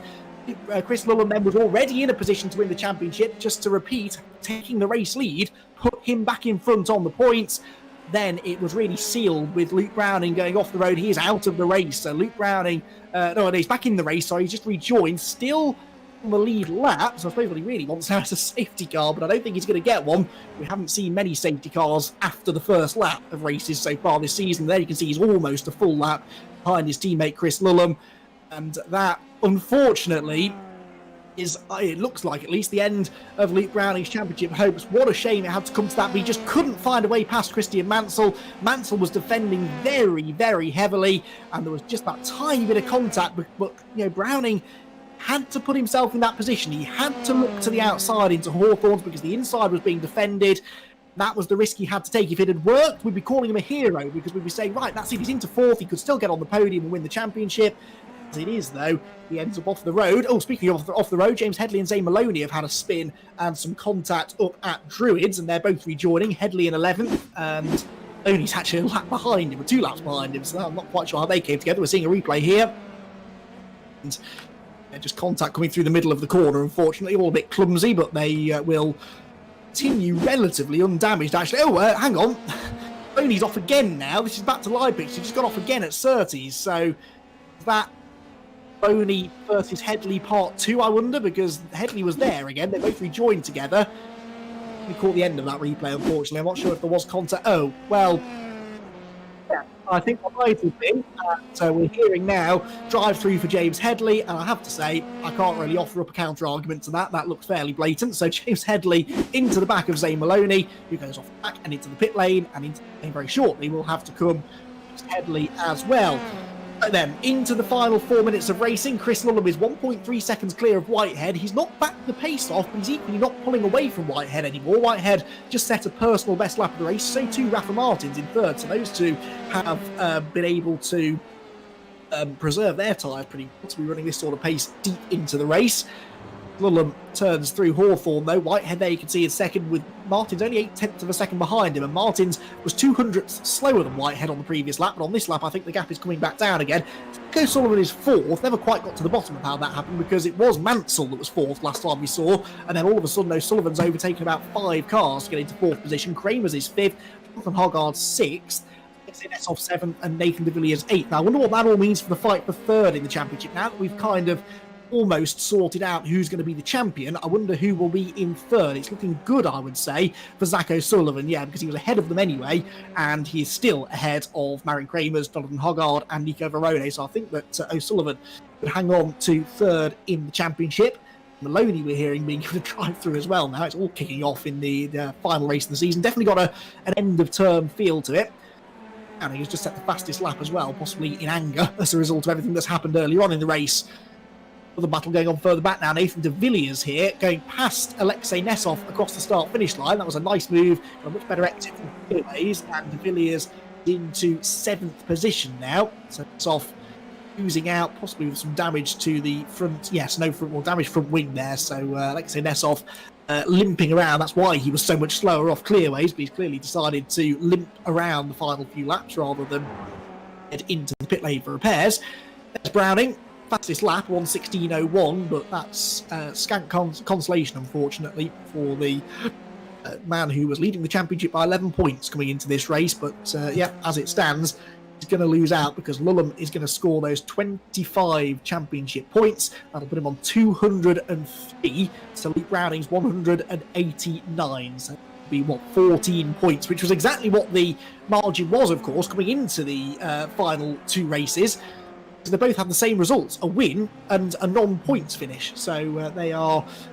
14 points between the two of them, Lulham to Browning, getting that confirmed now as well, and we'll wait for confirmation what that means for third, fourth, fifth and sixth. I can see the calculations going on at the moment, so we'll check back in on that in a moment. Lulham, though, is on probably his penultimate lap. I think he'll just about get around to the end of this lap before seeing the last lap board. It's in almost complete darkness now down Pilgrim's Drop. The sun very much has set now in the 2000 on the British Formula 4 iRacing Trophy. Hasn't risen yet on the 2020 British Formula 4 Championship. Thankfully, that will begin, we hope, at the start of August with the rest of the British Touring Car Championship package. Donington Park, we're all very much looking forward to seeing these cars, or these drivers, many of them, out on track in the real world once again. It looks as though Chris Lulham is going to that free entry to a round of the 2020 Championship. He's got to do one more lap, though, of the Brands Hatch Grand Prix circuit before he is crowned, because the time has not quite ticked down to 0, so he's going to get another lap in. This will be his 13th lap of the race, the final lap of the championship. And for Chris Lulham, things have worked out absolutely perfectly in the end. He didn't sound too happy after race 1. He'll sound a bit happy when we talk to him after the second race.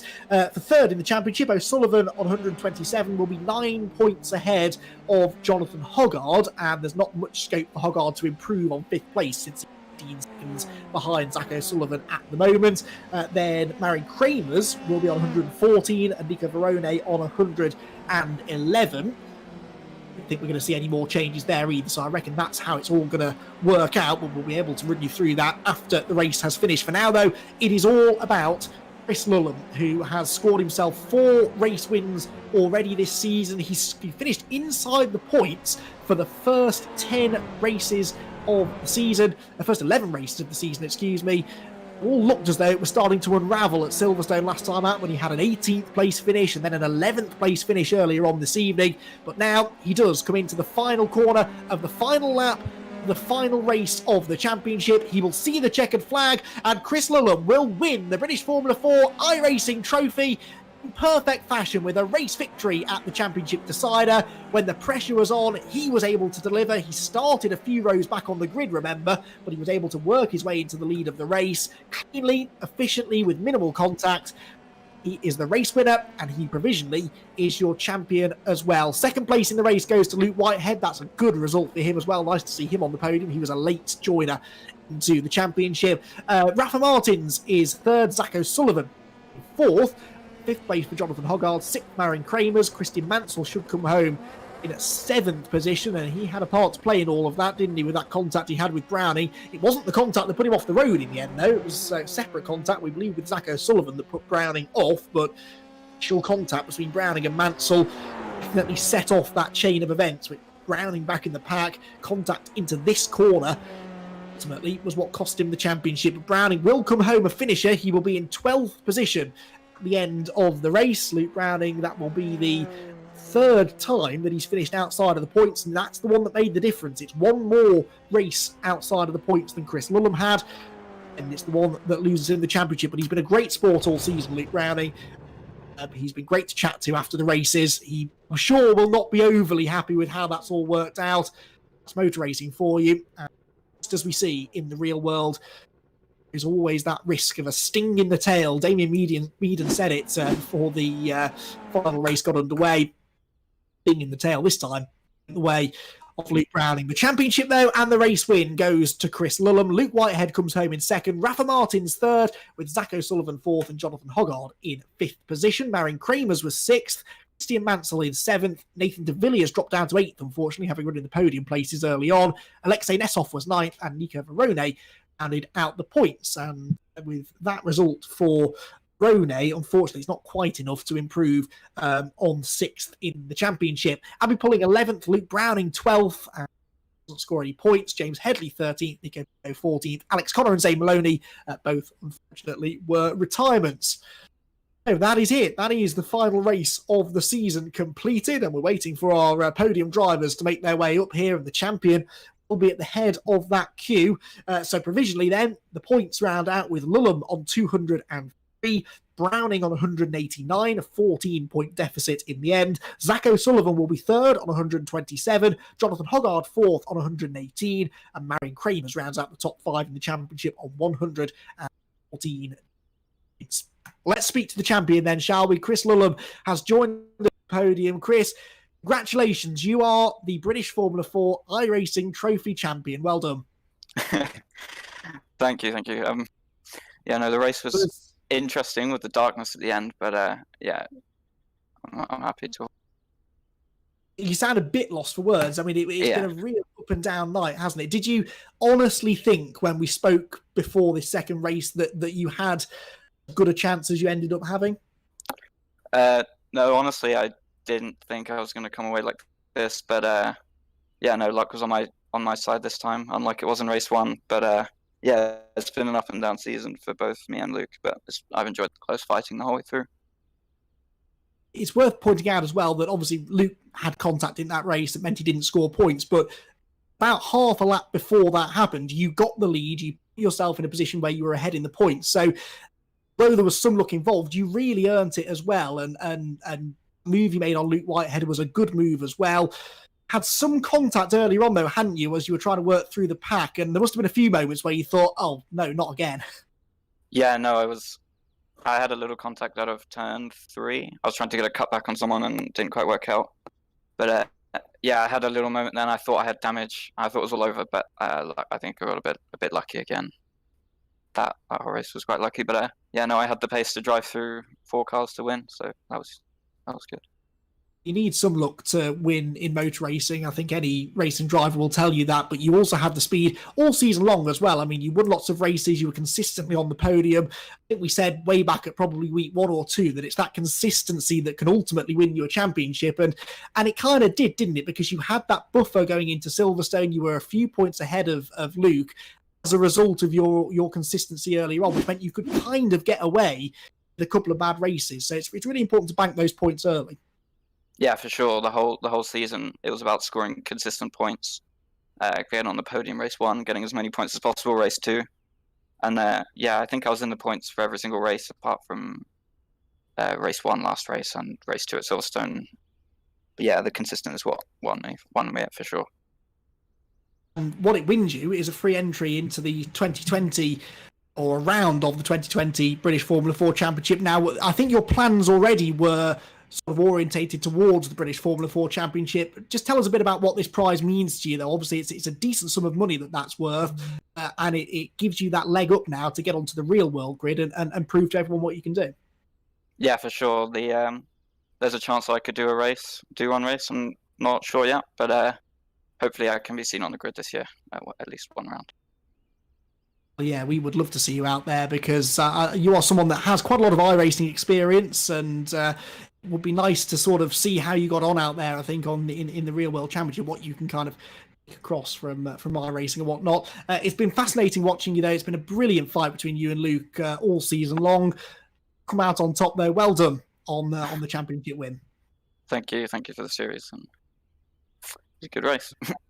Enjoyed bringing it all to you, Chris, and we'll speak to you again very soon, I'm sure. Chris Lulham then is your champion at the end of the season. In second place in the race was Luke Whitehead, and Luke was someone that didn't have to worry about scoring points or fighting for a championship. What he really wanted was to win a race. Luke, it wasn't quite a race win, but still a really, really good performance there for second. I'm hearing Luke, unfortunately. Luke, can you hear me? Luke, I think he's hitting the on-off switch, I think, on his microphone. We'll try one more time. Luke, have you got us? Noise of technology. All right, well, we'll try Luke again after maybe, but for now, we'll move on to our third place finisher, Rafa Martins. Rafa, podium once again, and it's been a nice end to the season for you, hasn't it? You got that first win at Silverstone, and here you are back on the podium again at Brands Hatch. Well done. Yeah, thank you guys. Thank you very much. Yeah, I think the whole two races I think was very good to me. The first one, the crash wasn't very good, but like the qualifying, I did a very good job, P3. So yeah, it was a shame the crash on race one, but again I got a second chance on race two, and then yeah, just Lulhan was very quick, but I think at the end I was trying to catch the guys in front, but I was not able to get close enough to have a chance to overtake. But yeah, P3 is fine. I'm happy with that, and I'm very happy with my progress during this iRacing season. So yeah. Yeah, and we've enjoyed watching you as well, and I think we said this to you at Silverstone last time. It's been nice to see improving in pace and in confidence as well. It's quite a tricky thing to jump into and learn, especially when you're doing it against people that have been doing this for years and years. It's not easy, is it, to be competitive straight away? No. Like I said last time at Silverstone, I started in iRacing in February, basically when the season started. So everything is still new for me. It is similar at the same time. It's not similar. So it takes a lot of time for you to get used to the car, to the tire, to how the iRacing works. But yeah, I think at the end of this season, I'm getting to a point that I'm quite happy. I think it's still a little 1 or 2 attempts that I'm back from the top runners, but I'm getting there. I think on the next season, on the next championship, I'm gonna be there fighting with the guys. We are very much looking forward to that. Well done on another podium and a really strong end to the season, Rafa. Thanks guys, but thanks very much. Martin's then in third position. We're going to have another go, I think, at speaking to Luke Whitehead. Let's drag him in. Luke, can you hear us this time? Oh, he's trying. Luke, are you there? Hello. There we go. Well, Yes, you found the on button, it did works. I'm glad to see I'm not the only one great. with this technology thing. It can be a bit of a challenge on it. Thankfully, you were a bit handier racing your car in that race, weren't you? Another really good result in second place. Well done. Yeah, I think I should just stick to the day job. To be honest, I don't think tech is my thing. But no, I'm absolutely ecstatic with it. To be honest, considering we've only had the sim a month, and like considering how much of a struggle we had in Silverstone, we are miles and miles and miles off. So I'm just ecstatic that we've made such big gains. You know, we've been working hard all week, trying to get quicker and quicker and quicker, and I'm glad to see that it's paid off. Considering you've only been around for the last few rounds, the fact you've had 2 podiums has got to give you some real confidence, hasn't it? And I mean, I think we said last time that you've caught a few people's attention. It's sometimes nice to come into a season halfway through and immediately be on the pace, and that's what you've been able to do, which is even more remarkable given your lack of iRacing experience. 100%. I mean, I like to think that I had the pace to challenge with Chris, but I mean, I made it quite easy for him. I didn't want to be the one to, influence the championship results in the end. But yeah, as I say, it's just awesome to be able to be challenging up the front so quickly and so soon. Yeah, well, and once Chris passed you, you were lapping pretty much the same sort of pace as he was as well. So yeah, I think you proved your point there. Have you caught the iRacing bug now? Then are we going to see you out racing elsewhere? I certainly hope so. I mean, I haven't got much to do besides be on the sim. That's what I've been doing for the last couple of weeks. So I don't see myself, leaving anytime soon. So hopefully you'll see me in many more races. Hopefully up the front like this one. That's the plan anyway, isn't it? Well, we hope we do. You've been a great addition to the British Formula 4 iRacing trophy, and yeah, well done on another podium. All right, thank you very much. I've enjoyed it so much. Thank you. Stuff. There we go then. Luke Whitehead, we finally got to speak to him. Second place, excuse me, on the podium in that race. One more person, though, I think that we really have to talk to, and it's for every feel-good story, there's always the person that was on the other end of it, and Chris Lullum ends up with the championship. Luke Browning ends up coming up just short. Luke, it's never nice to see a championship contender off the road in the final race of the season, but you were under so much pressure and right in the thick of all of the action there, stuck behind Christian. Really unfortunate how that race ended for. Yeah, I mean, it is what it is. I mean, Chris, what a deserved winner. I mean, he did an absolutely brilliant job all season. I mean, it's been so tight, and that sort of racing has been absolutely awesome with him. So, yeah, it's been absolutely phenomenal to race with him and be so close. And I've really enjoyed the championship, and yeah, big thanks to you guys and British F4 for organising it. It's well, we want to thank you all, really, all the drivers who have come around and given it a go. Many of whom didn't have a lot of experience of esports competition. It's been nice to see everyone sort of clubbing together, and interesting to see a few drivers that had never done this before really starting to come on strong towards the end of the year. You, though, were there right from the word go. You won 2 of the first 3 races of the season. You've ended up with more race victories than, or you and Chris have ended up with more victories than anybody else.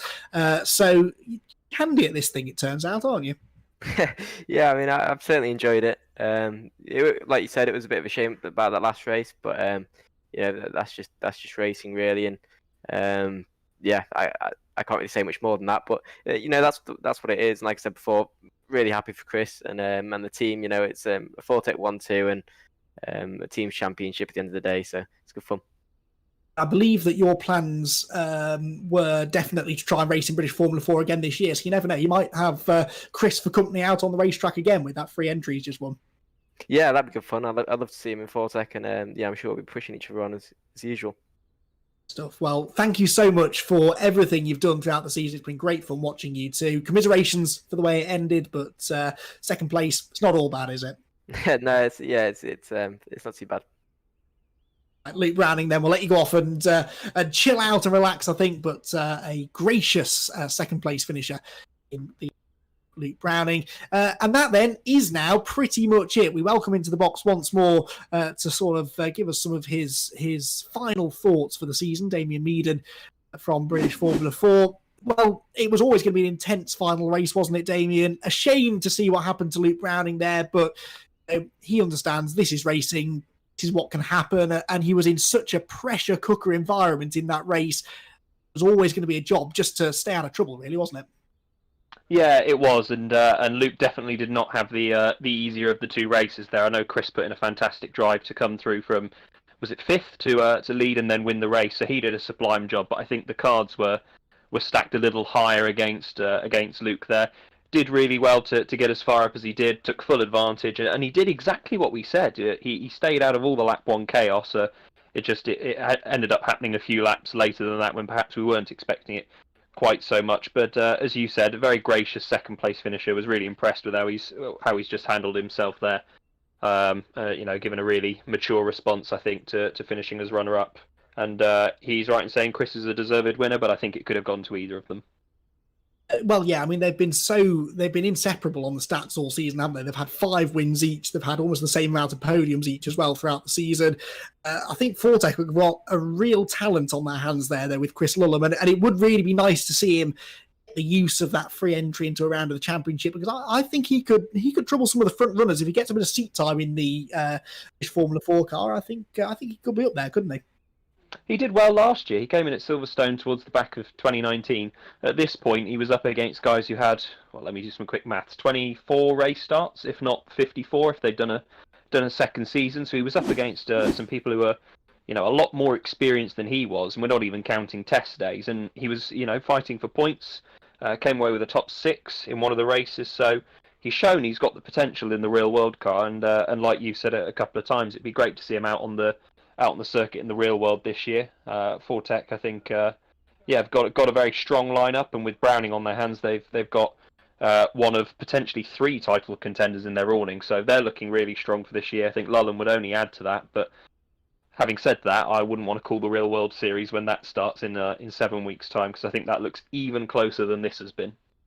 Yeah, absolutely. We're all really itching to see the cars back out on the track. As I said, the start of August is championship's due to kick off at Donington Park. We're all very excited for that. Who else has caught your eye? We've spent a lot of tonight talking about Chris Lulham and Luke Browning, quite rightly. They've been fighting for a championship, but who else have you sort of had your eye on? There are a few nice feel-good stories, aren't there? Jonathan Hoggard's really improved as the season's gone on. Alexei Nesov, out of nowhere, literally missed the first couple of rounds and then was straight on the podium at Silverstone. I think this has been a great opportunity for a few new names that we're not that familiar with to really set their stall out and show everyone what they can do. Yeah, Alexei Nesov is the one that springs to mind you've just mentioned there. I was thinking to myself this morning when I was going over my notes before today, if he'd done the whole season, he probably would be up there in championship contention if you look at how his results have gone, purely based on how he's done since he joined a couple of rounds late. So he's done really well. I think other drivers have stood out. I think for sheer persistence and improvement, I've got to give a shout out to Sebastian Priaulx.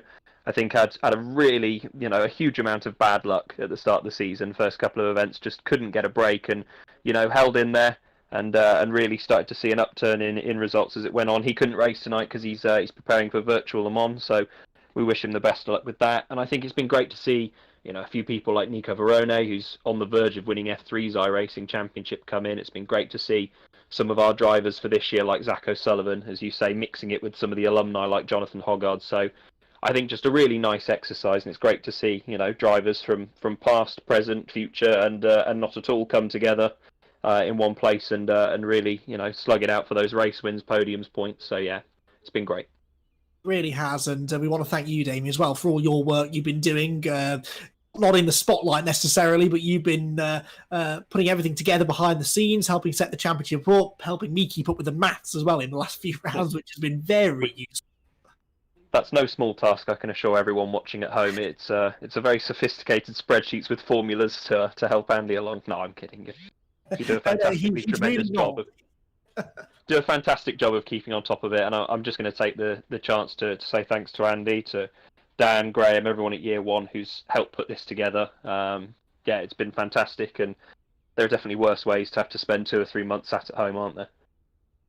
Here, and yeah, it's been tremendous fun to bring everyone the coverage from the British Formula 4 iRacing Trophy, and that is, I think, how we'll wrap it all up. It's been a brilliant season of racing. Congratulations to Chris Lulham, who rounds out the season as your first ever British Formula 4 iRacing Trophy. As ever, head over to all of the British Formula 4 social media pages for all of the updates after this final round of the championship, and perhaps more importantly, all of the build-up to the Real World Championship that's set to start in just under a couple of months' time. It's going to be a really fiercely fought-out competition out there on the UK's racetracks when we do go racing over a relatively short space of time as well, because it's all been condensed into the final 3 months or so of the season. So there's lots more racing coming your way from the British Formula 4 Championship later on in the year. Thanks to everyone from Year One Racing TV as well. Graham Sessford, who's been busy putting together all of our broadcasts behind the scenes, done a great job keeping up with all of the breaking stories today as well, and there have been plenty of them. To all of the drivers and teams, and also most importantly you guys at home for watching. There'd be no point really in doing this if we didn't have an audience watching from home. I'm glad to hear you've all enjoyed racing and the action from the championship over the last 7 weeks. It's a real shame it's over, but the good news is Year One Racing TV has plenty more esports action coming your way. On Wednesday, the PowerMax Racing E-Series will be the next live action that we have to bring for you. Again, head to the Year One Racing TV social media pages for all of the upcoming broadcast schedules. Time for us to leave you there, I think, now. Thank you very much for tuning in and helping us along through this British Formula 4 iRacing Trophy. Chris Lulham is your champion after winning the final race of the season here at Brands Hatch. Congratulations to him and Fortec as well for wrapping up the team's championship. We will see you back here on Year One Racing TV in the very near future. But for now, from myself, Andy McEwen, Graham Sessford, Dan Blake, Damien Meaden, and everyone else at the British Formula 4 iRacing Trophy, good night.